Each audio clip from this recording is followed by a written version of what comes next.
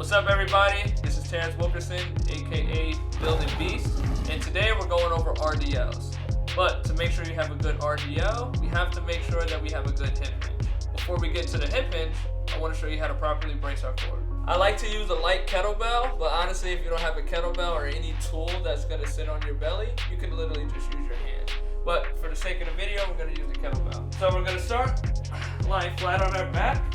The reason I like to use this position here, which is the supine position, is your back and the floor gives us a gauge to let us know if we're flat or not. So I'll always start off an athlete in a very arched position to show them what I don't want them to have. I should be able to slide my whole hand through. So what we'll do is posterior tilt of the hips. We're just going to push our back into the ground and use our natural arch. You don't need to completely round yourself out. You just want a good natural arch here. That's our neutral spine position. So here, I can't get my hand through, only maybe like your fingertips at most. So this kettlebell, keep it nice and light. This is just to let us know if we're breathing properly. Head flat to the floor. I'm gonna breathe in. I'm gonna breathe out. And brace down. Let go.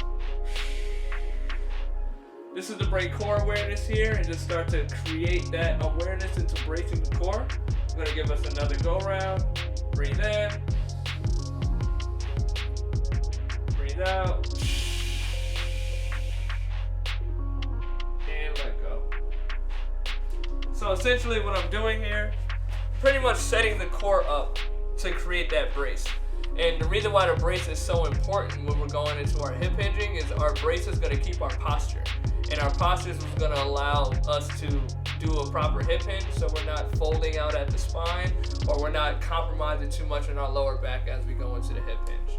So you want a good breath in. I usually like to use a good 3 to 4 second inhale when you're practicing your bracing. And then when you breathe out like a quarter breath. And then you maintain this brace, and this is what we're looking for when we go into our RDLs or any hip hinging movements.